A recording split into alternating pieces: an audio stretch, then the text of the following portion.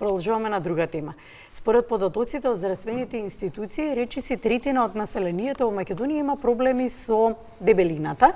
Околу 30 до 35% од граѓаните живеат во состојба која што е здравствена состојба која што е проблем поради прекумерна тежина или поради дебелина. Да, истражувањата покажуваат дека повеќе од половина од возрастните во земјава имаат зголемена телесна тежина, што ја прави оваа тема како сериозен проблем и сериозен јавно здравствен притиск. На оваа тема разговараме со доктор Надица Божиновска-Димова, таа е ендокринолог и со неа малку повеќе да објасниме кога дебелината преминува или прекумерната тежина преминува во болест. Добро утро.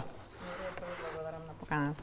Како вие, докторке, според медицински аспект, ќе го објасните проблемот прекумерна тежина, кога тој станува како болест, кога дебелината е причинител за здравствена состојба да биде проблематична? Мислам дека многу убаво почнавте. Во нашата држава многу често се меша прекумерна телесна тежина и обезност. Медицината тие две состојби ги сосема ги разликува. Значи постои нормална телесна тежина во однос на висината, постои прекумерна тежина која што е некоја фаза измеѓу и постои обезност која што е таблирана како медицинска состојба. Катов вредноста на овие бројки се воспоставува многу лесно преку калкулација на индексот на телесна маса, што во принцип е многу едноставна равенка од нашата тежина и висина. Сите оние луѓе кои што имаат индекс на телесна маса над 30 кг на метар квадратен спаѓаат во групата на обезност, а оние кои што се наоѓаат измеѓу 26 и 30 се оние со прекумерна телесна тежина. Она што веројатно не останато од самото растење, созревање генерации наназад, во Македонија дебело дете се смета за здраво дете. Тоа е мајндсетот против кој што веќе сериозно треба да почнеме да се бориме, затоа што тежината е веќе признаена здравствена медицинска состојба која што најчесто изискува и медицински третман. Колку е сериозен проблемот со дебелината во Македонија? Бројките се во пораст. За жал, убаво кажавте, денес дебелината кај децата дори се смета и за тренд. Тоа го гледаме по социјалните медиуми. Моје тело, мој избор. Меѓутоа, тука кога ќе наполниме 18 години, може би требало да одлучуваме за нас и за нашето здравје. Но колку се тоа е навистина сериозен проблем за дечињата што се изложени на такви кампањи, да ќе кажеме, по социјалните медиуми. Како се јаде се и се што, како не се внимава, не треба тоа да се прави, бидејќи некој така кажал. Те загрижува тоа? Апсолутно, затоа што бројките кај децата особено растат. Јас не сум педијатар, не работам со детската популација, меѓутоа ние ги наследуваме оние деца. Но комуницирате со колегите, да, и за тоа го постави најчесто кои што биле да речеме обезни деца во детството, многу често тоа се пренесува во нивниот адултен период. Така да тоа е состојба која што тлее додека не израсне во една посериозна состојба. Бројките се загрижувачки затоа што 1/3 од дечињата се или со прекумерна телесна тежина или со дебелина. Тоа се бројки кои што можеби иницијално не изгледаат големи, меѓутоа кога ќе мултиплицираме математички и ќе ги додадеме сите оние ризици кои што доаѓаат во адултниот период, работни обврски и хроничен стрес, ризиците од таа дебелина навистина значително се зголемуваат.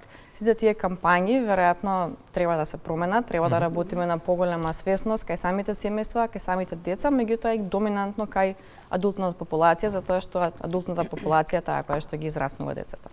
Најчестите причини за дебелина се работи за неправилна исхрана или можеби во некои ситуации за хормонални промени. И тие исто така мораме да ги споменеме здравствените состојби кои што доведуваат во несакани моменти да имаме прекумерна тежина која што не можеме никако да ја контролираме. Комплексноста на дебелината и тие мултифакторијални причинители е веројатно зашто долг период таа не беше етаблирана, признаена или водена како медицинска состојба. Причини има многу. Може да почнеме од генетска предиспозиција, само едниот родител ако е обезен, тогаш детето има 50% зголемен ризик за дебелина, ако се двајцата, тој ризик се зголемува на 80%. Меѓутоа секако не можеме и не смееме да ги занемариме животните навики, она што веќе го спомнавме, а животните навики најчесто ги создаваме во детство. Тука подразбирам висококалорична храна, која што не е нутритивна, најчесто е тоа брзата храна. Подразбирам недоволно физичка активност.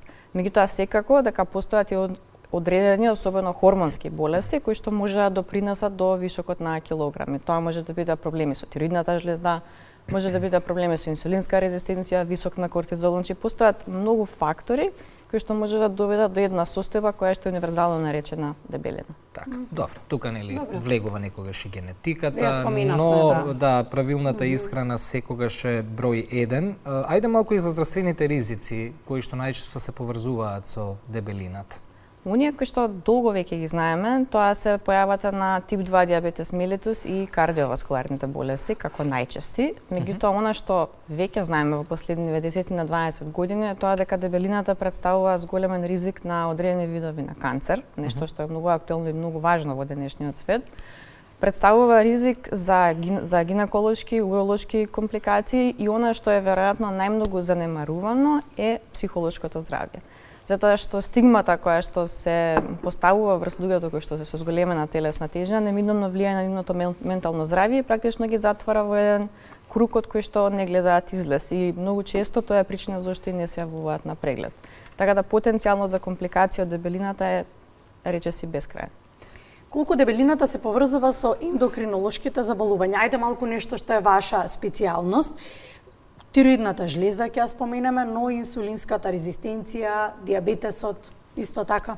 Самата дебелина е ендокринолошка состојба, значи таа е медицинска состојба која што ја третира ендокринолог и апсолутно може да биде потпомогната од проблеми со тироидната жлеза, односно дефицит на тироидни хормони.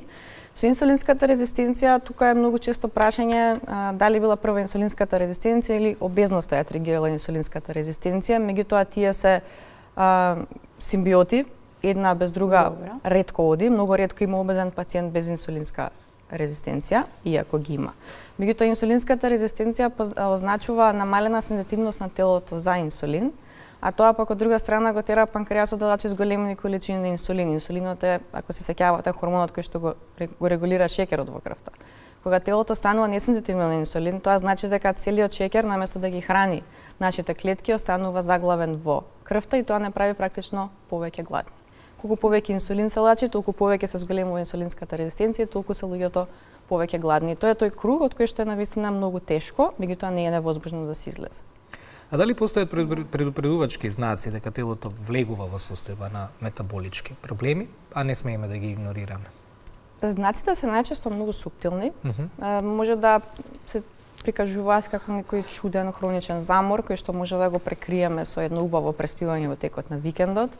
Може да бидат подочњаци под очите кои што сметаме дека е повторно со резултат на стресот, може да биде оној burnout кој што е многу популарен, за него да се кријат сите тие метаболни параметри. Може да е зголемена глад, во некои случаи некои луѓе забележуваат и зголемена жед и секако она што е важно се физичките промени на телото на кои што многу често се навикнуваме гледајќи се себе си и забораваме какви сме биле пред година дена. Ајде сега за она што е многу актуелно и тоа како, тоа е правилниот пристап кон намалување на тежината. Дали тоа треба да биде диети, пропратени со физичка активност или само физичка активност без некои рестрикции во храна. Или пак некоја, исто така велам, актуелни, поради тоа што некои дури медицинска терапија на своја рака земаат, поради тоа што дава брзи резултати во намалување на тежината.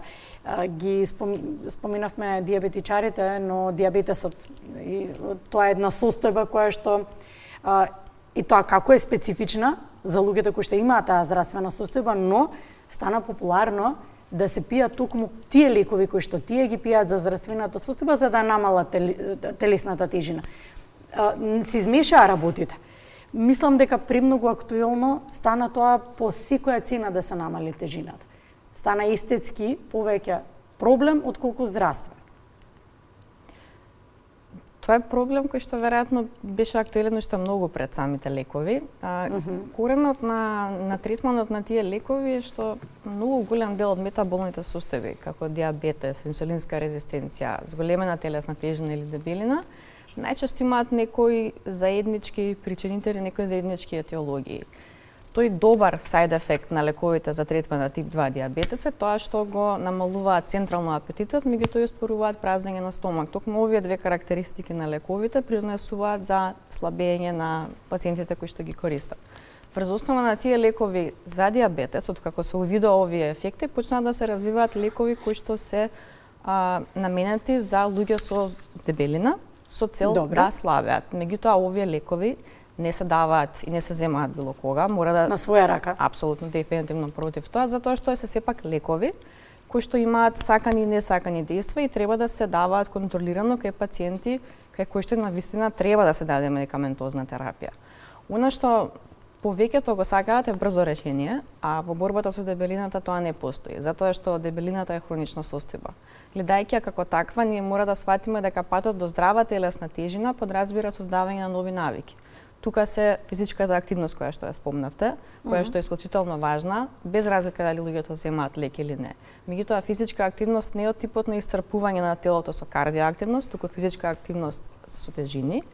Тука е правилната исхрана. Правилната исхрана не подразбира гладување во текот на целиот ден, него Сакате подразбира... да кажете дека треба повеќе силови тренинзи, односно тренинзи со тежина, Да, така? затоа што со губиток во телесна тежина неминуелно да изгубиме малци мускулна маса. Со овие вежби со тежина се бориме против тој губиток на мускулна маса, затоа што мускулното versus масното ткиво е еден баланс кој што постојано војува во нашето тело, доколку ние придонесеме кон губиток на мускулно ткиво, практично и олеснуваме на обезноста да перзистира или да се влошува. Така.